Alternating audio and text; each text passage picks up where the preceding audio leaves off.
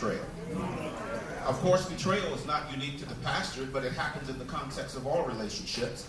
The omnipresence of betrayal is captured in several sayings that come to mind today.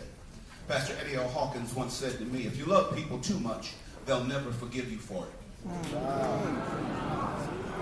That's not going to get you to about Wednesday morning, maybe next Wednesday. Another saying is, no good deed goes unpunished. Malcolm X said, to me, the thing that is worse than death is betrayal. You see, I could conceive death, but I could not conceive betrayal. In one of the Psalms, the great hymn writer of Israel, David, wrote in Psalm 55:12, New Living Translation, it's not an enemy who taunts me. I could bear that. Wow. It's not my foes who so arrogantly insult me. I could have hidden from them. Instead, it is you, my equal, my companion and close friend. What good fellowship we once enjoyed as we walked together to the house of our God. David was betrayed by an intimate friend who regularly accompanied him on trips to worship. So although I periodically I don't have time for amens. Y'all figure out what y'all want to do. I have an assignment I got to get done. So although I periodically I've thought about betrayal across my 45 years of my career, I recently began to get more thought about it. And so let's begin this devotional with considering why those closest to us betray us. First, perhaps we help some people more than we should because we feel we are better than they are, or we enjoy being needed. Wow. That's certainly one possibility, and a lot of that goes on. In his excellent and penetrating book, A Model of Love, a study in philosophical theology, Vincent Brumer paraphrases John McMurray's teaching in Persons in Relation. Forgive me for this long quote, but I think it'll help somebody. If my relation with you in that, I insist on behaving generously towards you and refuse to accept your generosity in turn, I make myself the giver and you the recipient. This is unjust to you. I put you in my debt and refuse to let you repay the debt. In that case, I make the relation an unequal one. You are to have continual cause to be grateful to me, but I am not to be grateful to you. This is the worst kind of tyranny, and it's shockingly unfair. It destroys the mutuality of the personal by destroying the equality with a negative aspect. To maintain equality of persons in relationship is justice, and without it, generosity becomes purely sentimental, wholly egocentric. My care for you is only moral if it includes the intention to preserve your freedom as an agent, which is your independence of me. Even if you wish to be dependent on me, it is my business to prevent it for your sake.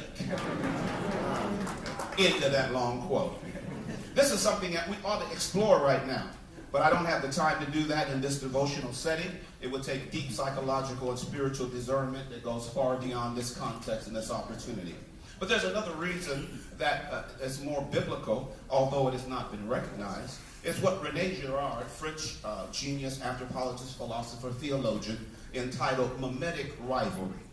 René Girard was the world's premier thinker about the role of violence in cultural origin, about the Bible's illumination of those particular origins, and about our present human condition. The word mimetic, don't let it throw you, comes from mimesis, which is a Greek word which means to imitate. He wouldn't use that word because he wanted to illustrate a syndrome far beyond that. And so Girard uses it in a much more systematic way to present and represent the negative imitation of desire that goes on between people. To discuss this morning, I'm going to have to criminally reduce the teaching of Girard, which includes about 30 books written by him and many other works. So if you will hang on, I guarantee you're going to get something out of what we're going to say this morning. Can you hang on? Yeah. Girard writes, the principal source of violence between human beings is mimetic rivalry. The rivalry resulting from imitation of a model who becomes a rival, or a rival who becomes a model. Mimetic rivalry can be so intense that the rivals denigrate each other, steal the other's possessions, seduce the other's spouse, and finally they go as far as murder. As people, we learn and are encultured through imitating or copying. The copying of our family models and other models is how you learn what a mother is, what a father is, what a home is. You learn by imitation. In growing up, we not only imitate and copy behaviors, values, and other things, but we actually ingest the desires of our models. But we are unaware of that mimesis. We think our desires originate in ourselves. And by the way, it's biblical to believe that God created us to imitate himself, because that is a biblical mechanism I want you to search out in the Bible for yourself. In 1996, in Parma, not Parma, Ohio, Parma, Italy, Giacomo Rizzolati's team of specialists in neuroscience made a chance discovery that made a huge contribution to Girard's genetic research. They found out something called mirror neurons. Mirror neurons are involved in the autonomic reaction of babies imitating faces that parents make at them. So they found that a baby only 2 hours old will mimic anyone making a face over the bassinet. A mentee, a colleague, a friend of Girard, Jean-Michel Aurélien, professor of clinical pathology and psychopathology at the University of Paris and chief of psychiatry at the American Hospital in Paris, writes about mirror neurons. Can y'all let me just kind of get through this? Because I want to set a basis for something.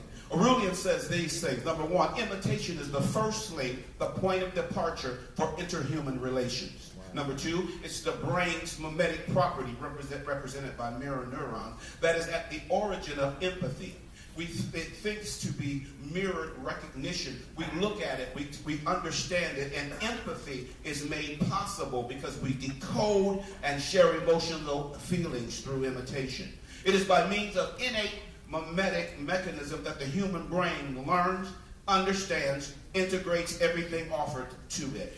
And we must emphasize the fact that an observer's mirror system reflects the intention of the action he is witnessing, even if the action is not completed. I don't have to see you completed. If I see you move in that direction, my mind will finish the action. Yeah. In short, since you've been so kind, we learn our desires from imitating others' desires.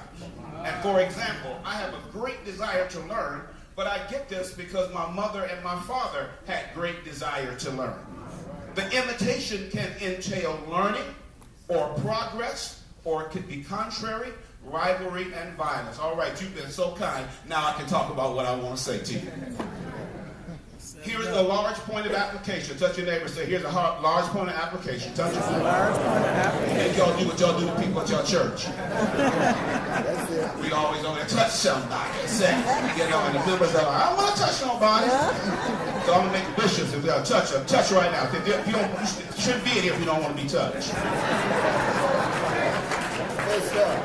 Yeah, it's different when they put it on you, ain't it? Okay, let's go. It's all right. It's all right. Broadly speaking, the relationship to others can be broken down into three possibilities I want you to work with. I want to work with you today. Number one, you are a model. Number two, you are a rival. Number three, you are an obstacle. Model, rival, obstacle. Let's begin with the model. When desire takes the other as a model without rivalry, we find ourselves in the framework of learning, friendship. That is to say, a mutual, continuous, peaceful imitation and suggestion. By the way, I don't have time to explain all this, but every time you interact with somebody, you're learning from them, and you are taking suggestions from them and giving them suggestions. Okay. Even if it's after church and you're just having roast, I tell my people, just having roast preacher's leg. And you say, that wasn't a good sermon today, was it? And no, it wasn't. Okay, you are interacting and suggesting. Yeah. And moving back and forth. Mm-hmm. If the model is sufficient distance from the disciple, then there will be no rivalry. For instance, we are too far away from God to be a rival with God.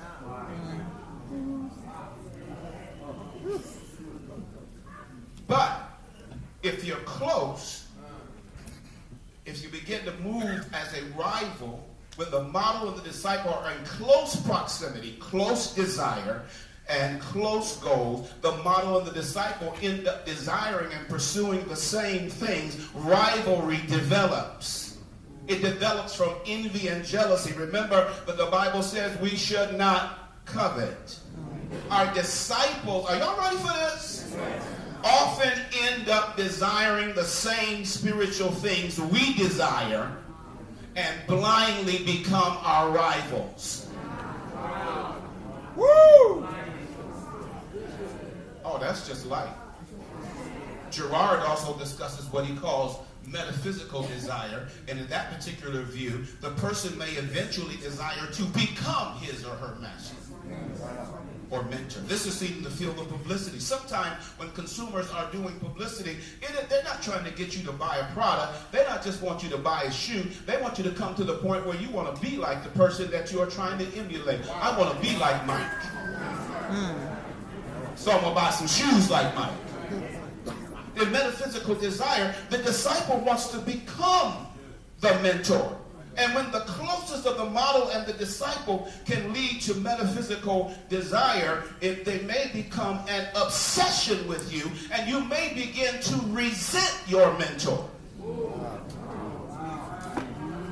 Consequently, the mentor becomes the main obstacle in the satisfaction of the person's metaphysical desire. And inasmuch as the person desires to be his mentor, such desire will never be satisfied, for nobody can be somebody else. I'm sorry. I think they didn't know what they were doing when they put me down here. I'm just down here to drop this package off and run. Might have to be like Paul, let down outside of walls in a basket. Watch this. So the disciple renounces the model and wants to destroy the model. Gerard points this out, that if you say no one time to a disciple of yours, it may precipitate violence in them. I need some hands right now. You never did anything, you wasn't doing anything, but they asked you for something and you said no. And what happened? They turned on you.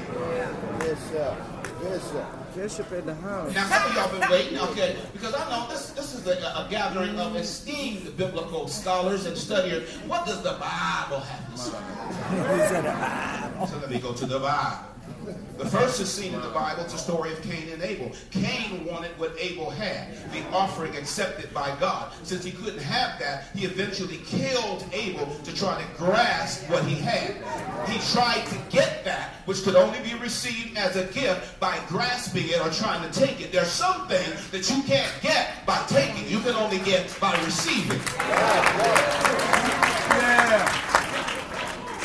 Even though Gerard starts his biblical explanation with Cain and Abel, I want to go back to the beginning. Let's go to Satan.